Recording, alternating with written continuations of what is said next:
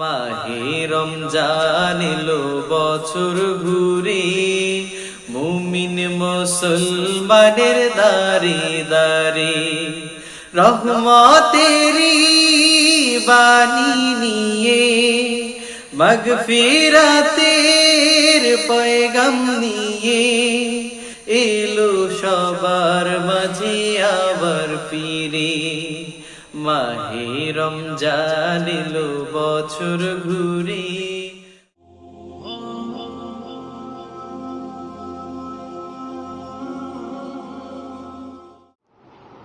বিসমিল্লাহির রহমানির রহিম।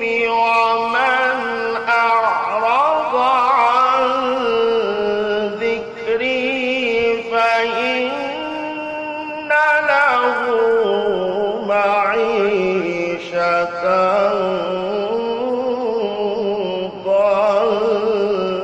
ضنكا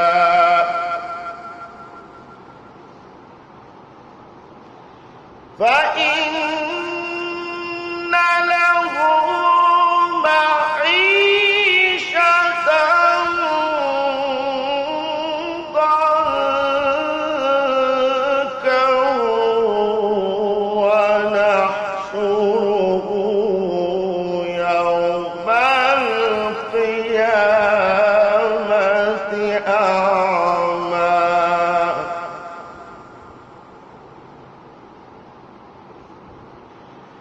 قال رب لم حشرتني أعمى وقد كنت بصيرا. قال كذلك أتتك آياتنا فنسيتها. قال كذلك أتتك آياتنا فنسيتها وكذلك اليوم تنسى.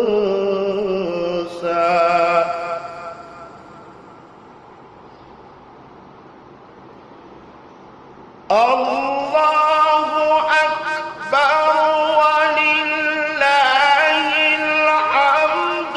بسم الله الرحمن الرحيم. قل هو الله أحد الله الصمد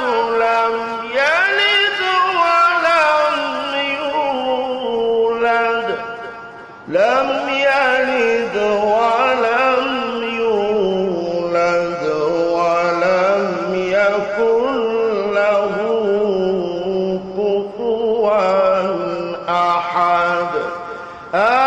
آمنت بالله صدق الله العلي العظيم.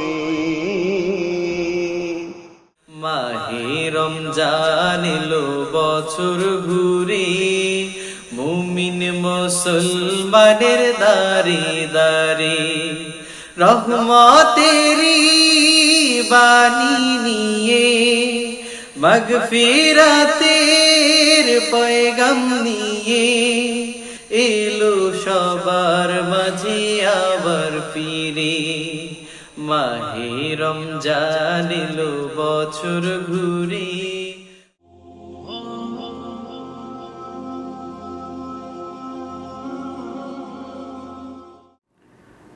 আসসালামু আলাইকুম ওয়া রাহমাতুল্লাহি ওয়া বারাকাতুহু।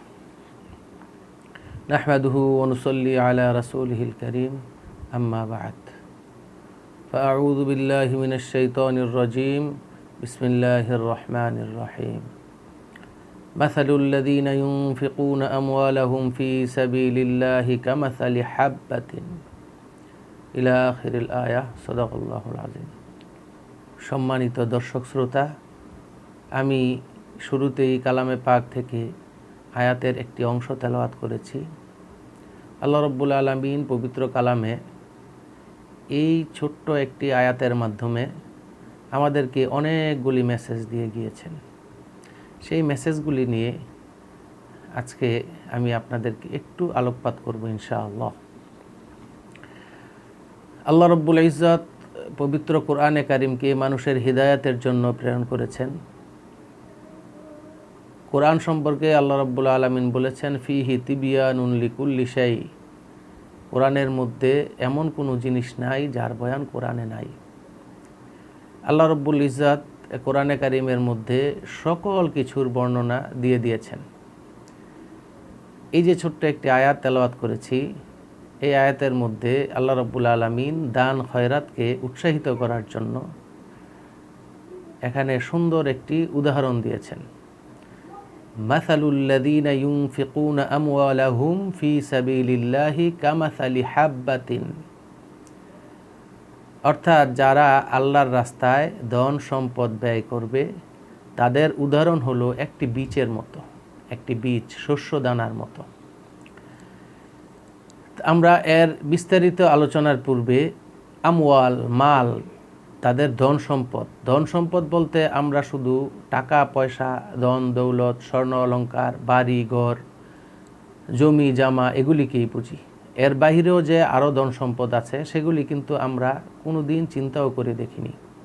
আল্লাহ রাব্বুল আলামিন তার প্রতিটা আয়াত জামে এবং মানে, অর্থাৎ এই আয়াতের মধ্যে যা কিছু ভিতরে নেওয়া দরকার সকল কিছু এর মধ্যে অন্তর্ভুক্ত করে দেওয়া, আর যাহা এখান থেকে বের করে দেওয়া দরকার সকল কিছু বের করে দেওয়াকেই বলে জামে এবং মানে। আল্লাহ রাব্বুল আলামিন এখানে আমওয়াল দ্বারা শুধু টাকা পয়সা বুঝিয়েছেন, ব্যাপারটা কিন্তু এমন নয়।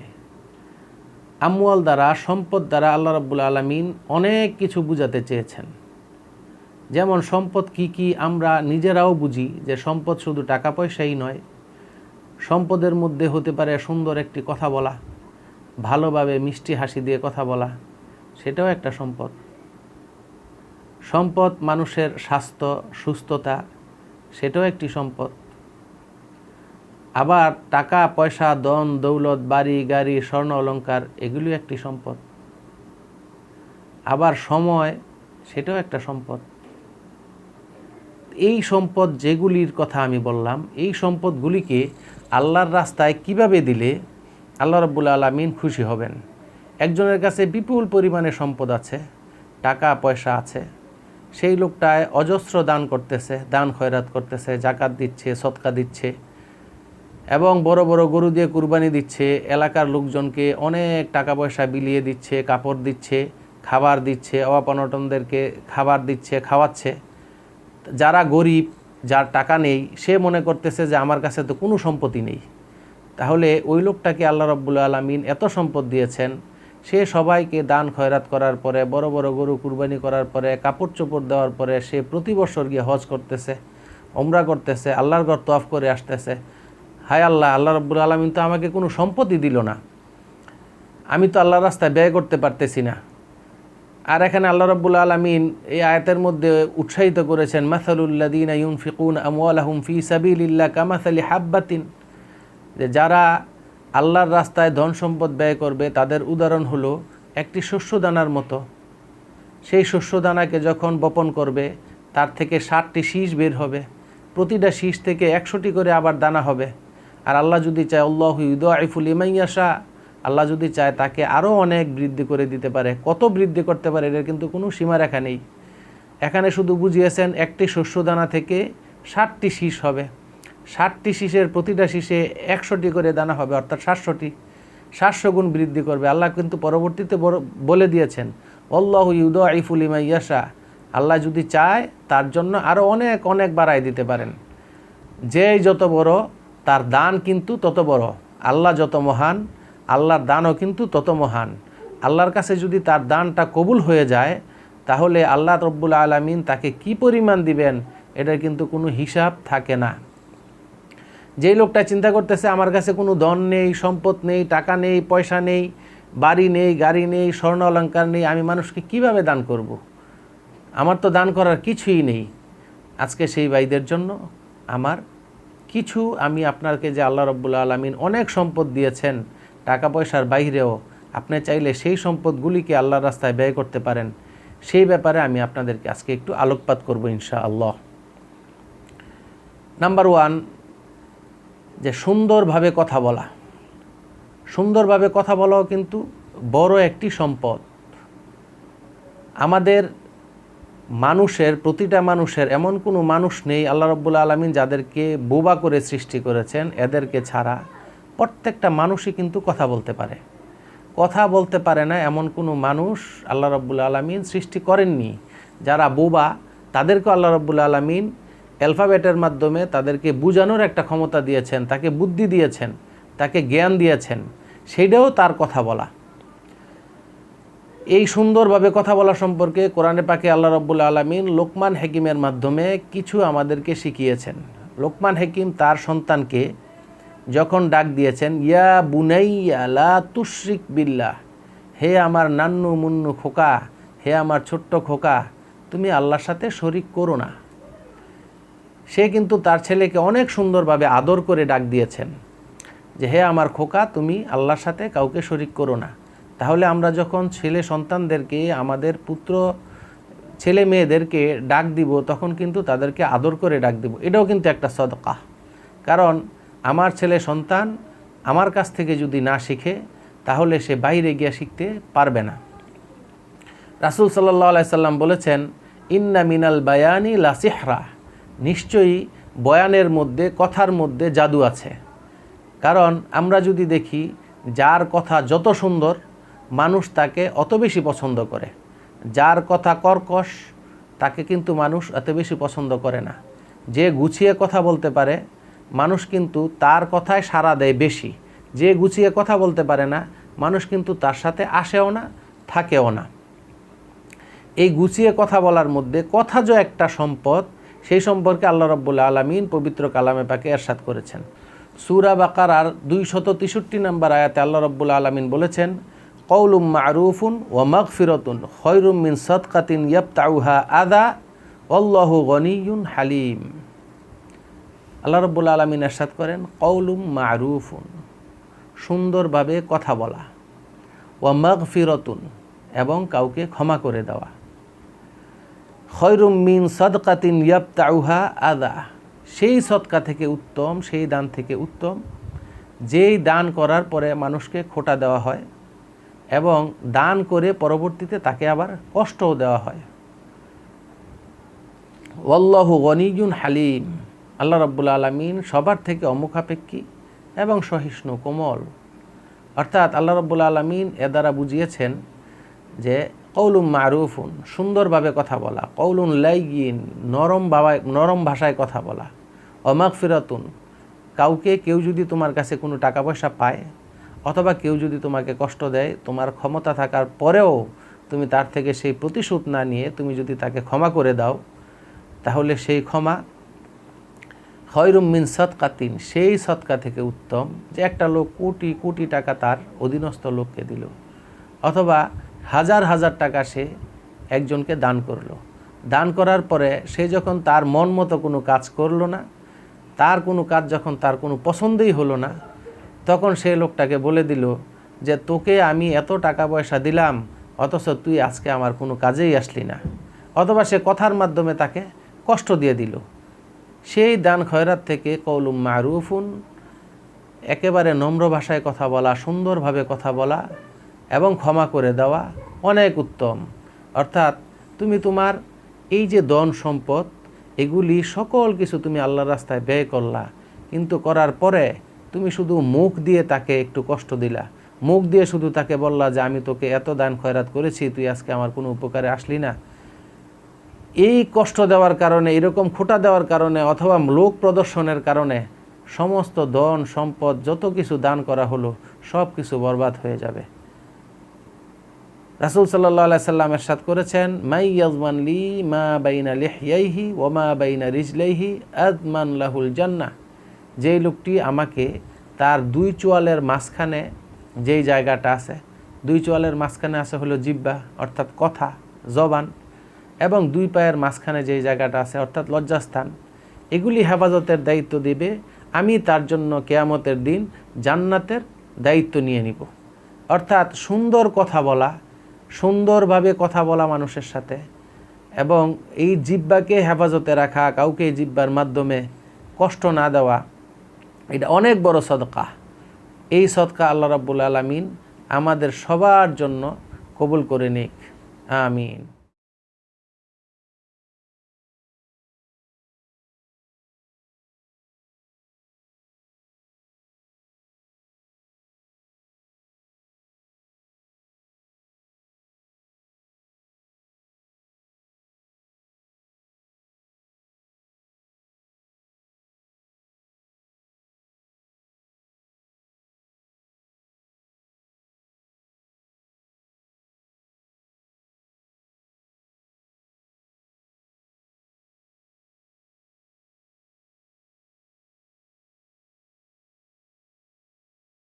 অন্যের দোষ ধরতে নিজের চিন্তা মাথায় রেখো, অন্যের দোষ ধরতে নিজের চিন্তা মাথায় রেখো। নিজের সামনে নিজে দাঁড়াও, আয়নাতে মুখ দেখো। নিজের সামনে নিজে দাঁড়াও, আয়নাতে মুখ দেখো। অন্যের বেলা ভুল ধরাটা সহজ হয় যত, অন্যের বেলা ভুল ধরাটা সহজ হয় যত। নির্ভুল কাজ করা বন্ধু কঠিন ঠিক তত, নির্ভুল কাজ করা বন্ধু কঠিন ঠিক তত। অন্যকে শেখাতে কিছু নিজেই আগে শেখো, অন্যকে শেখাতে কিছু নিজেই আগে শেখো। নিজের সামনে নিজে দাঁড়াও, আয়নাতে মুখ দেখো। নিজের সামনে নিজে দাঁড়াও, আয়নাতে মুখ দেখো।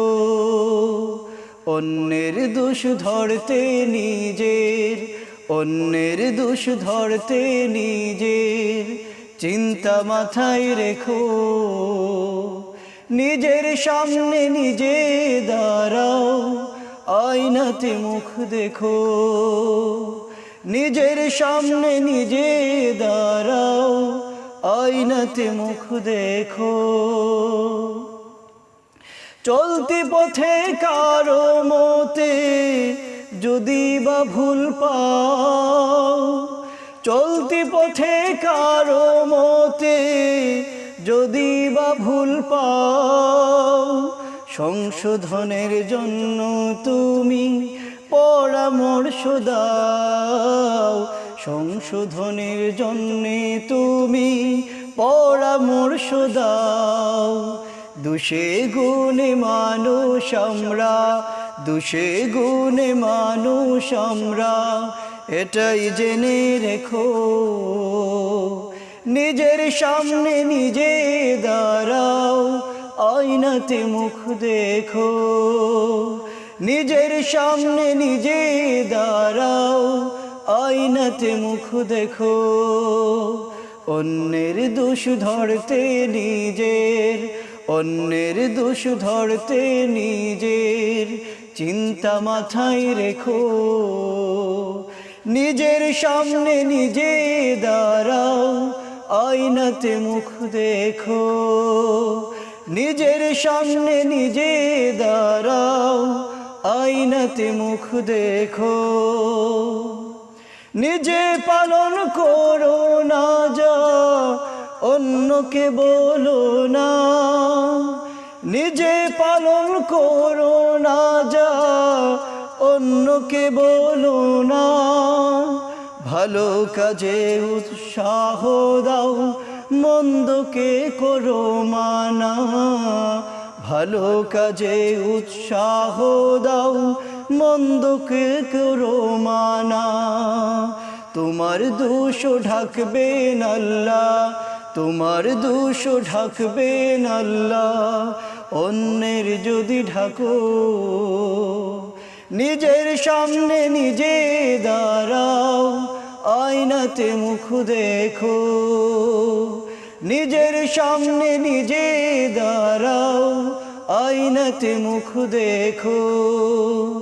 অন্যের দোষ ধরতে নিজের, অন্যের দোষ ধরতে নিজের চিন্তা মাথায় রেখো। নিজের সামনে নিজে দাঁড়াও, আয়নাতে মুখ দেখো।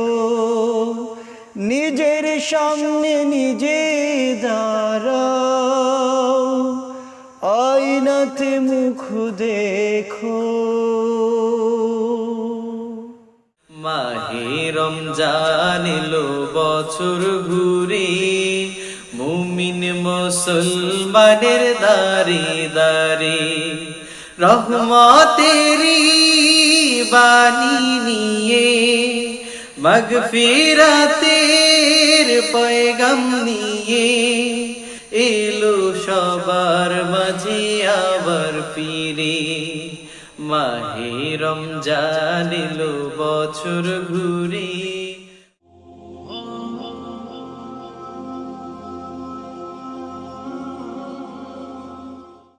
আসসালামু আলাইকুম ওয়া রাহমাতুল্লাহি ওয়া বারাকাতুহু। বন্ধুরা, কেমন আছো তোমরা সবাই? রমাদানের এই পবিত্র মাসে সিয়াম সাধনার মধ্য দিয়ে নিশ্চয়ই ভালো আছো। আমরাও ভালো আছি আলহামদুলিল্লাহ। প্রতিদিনের মতো আজও আমি আছি তোমাদের সাথে। আমাদের ঈমান জাগানিয়ার এই পর্বে আমরা যে গল্পটি শুনবো তা হলো ঔষধে শেফা নেই, শেফা আল্লাহর হুকুমের মধ্যেই। আর দেরি নয়, এবার শুরু করা যাক। একদা হযরত মুসা আলাইহিস সালামের পেটে ব্যথা করলে তিনি আল্লাহর কাছে ফরিয়াদ জানালেন। আল্লাহ বললেন, রায়হানের পাতা জাল দিয়ে খেয়ে নাও। রায়হান হচ্ছে একটি গাছ। মুসা আলাইহিস সালাম তা পিষে খেয়ে নিলেন।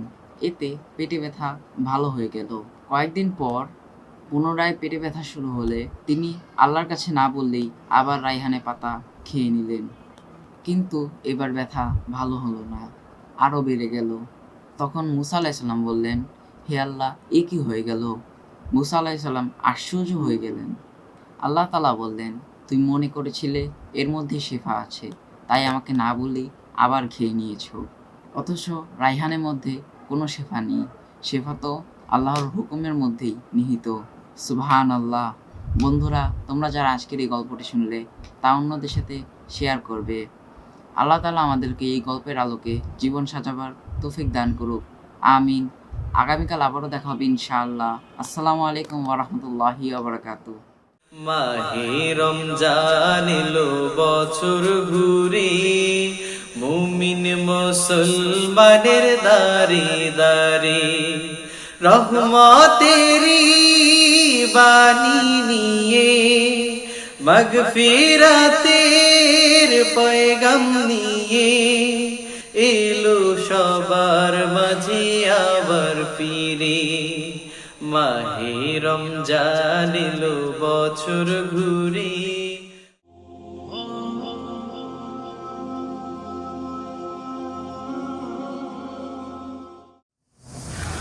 ربنا ظلمنا أنفسنا وإن لم تغفر لنا وترحمنا لنكونن من الخاسرين আয় আল্লাহ পাক রব্বুল আলামিন, উইজডম ইসলামিক টিভির মাধ্যমে আমাদের হাতের সাথে যারা হাত মিলে আমিন আমিন বলতেছে, আয় আল্লাহ পবিত্র মাহে রমাদানে দোয়া কবুলের সময়ে আয় আল্লাহ সকলের দিলের নেক মাকাসেদ আপনি জায়েজ তরিকায় কবুল মঞ্জুর করে নেন।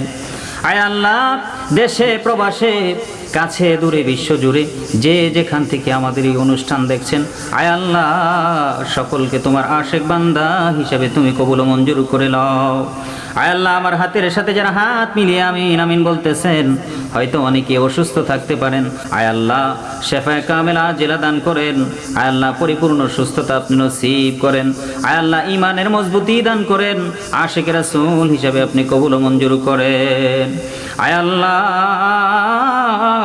আপনার এই বানানো পৃথিবীতে আয় আল্লাহ আমরা ভোর ছোঁয়ার পর থেকেই মোনাজাতের পূর্ব মুহূর্ত পর্যন্ত বহু অন্যায় অপরাধ করে ফেলেছি, আপনার হুকুম অমান্য করে ফেলেছি।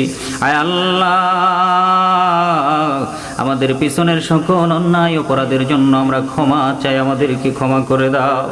আয় আল্লাহ, গুনাহ নিয়ে যদি আমরা কবরে যাই, কবরের আযাব তো আমাদের সহ্য করার শক্তি নাই গো আল্লাহ, কবরের আযাব আমরা সহ্য করতে পারবো না। আয় আল্লাহ, মৃত্যুর পূর্বে আমাদেরকে খাঁটি মুমিন মুসলমান পরহেজগার মুত্তাকি হওয়ার তৌফিক দান করে দাও। আয় আল্লাহ, জন্ম যখন হয়েছে মৃত্যুর স্বাদ অবশ্যই গ্রহণ করতে হবে।